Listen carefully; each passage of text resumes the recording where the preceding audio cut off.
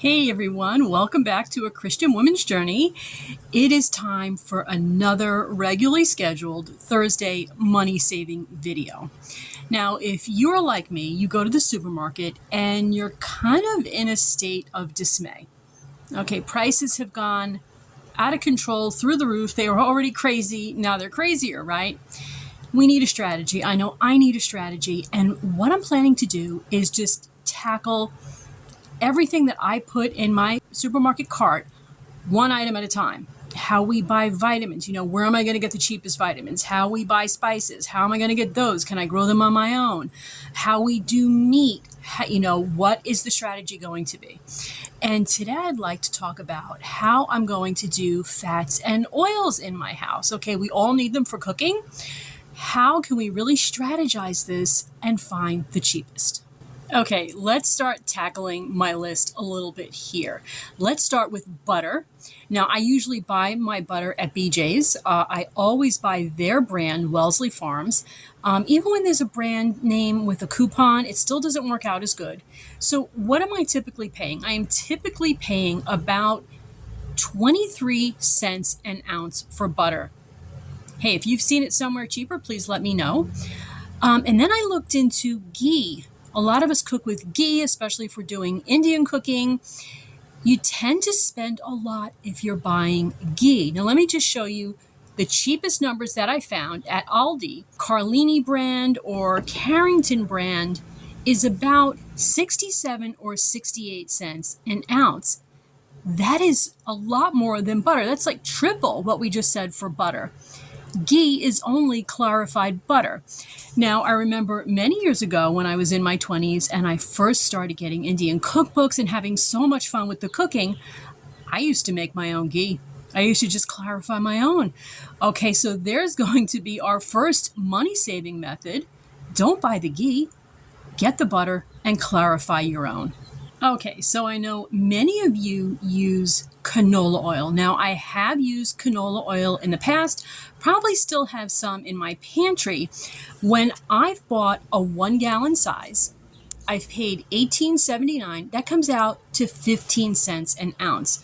So that is really super cheap. Now, I will say this regarding seed oils. They've come under a lot of controversy, and we really may want to rethink using them. What's cheapest is not necessarily what's best for us. And I've been reading a lot lately about the process by which seed oils are made, how they actually get the oil out of the seeds. They use a lot of solvents.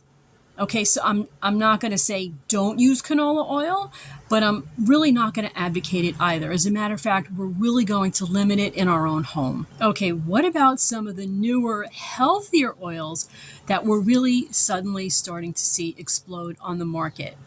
One of those is avocado oil, and our family has really come to like using this oil.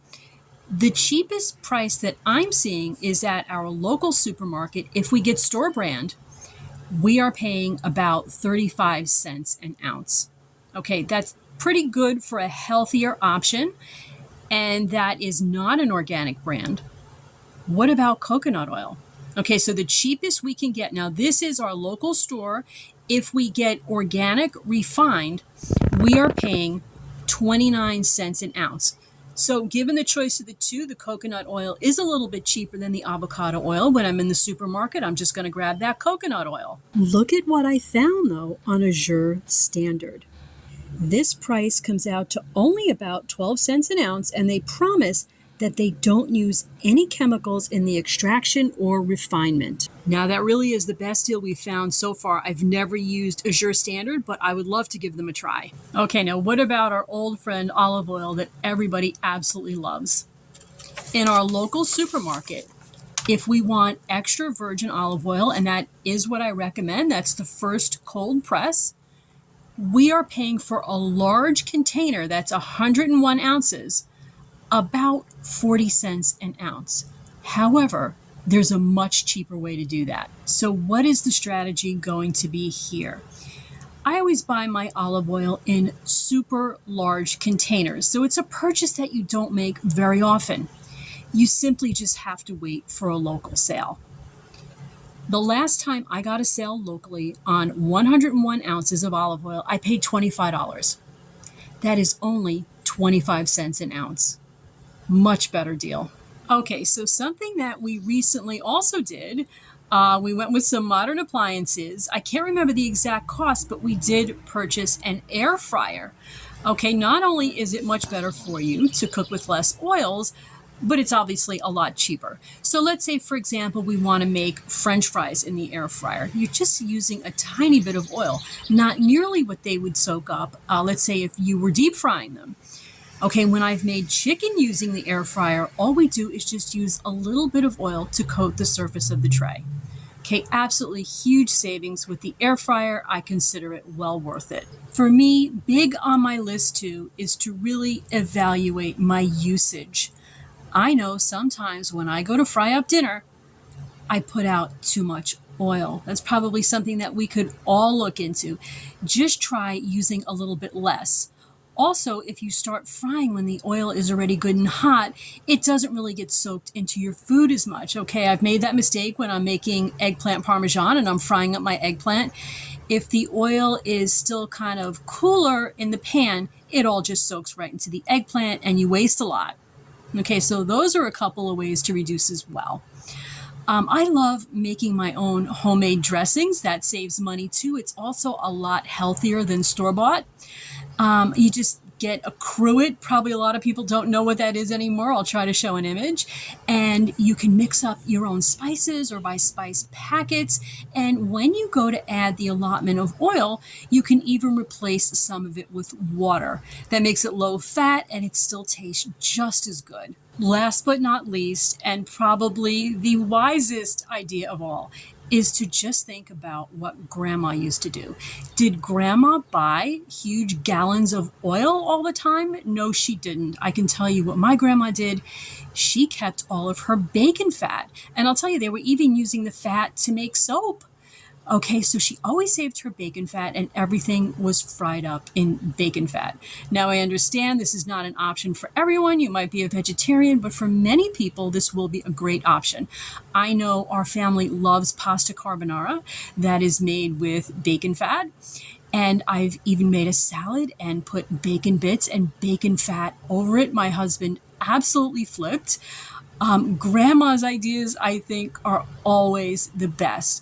They used bacon fat all the time. Now, I had asked some friends about this as well, and homesteaders were very ready to say to me, hey, you know what? We use beef tallow. Just use the fat off the beef, even if you're not a homesteader. When you buy steak, say, for example, there's a hunk of fat on the end, save it. I mean, if in the end it's going to save a lot of money, it's an absolutely great idea. It's always great to look back to the old-fashioned ways of doing things.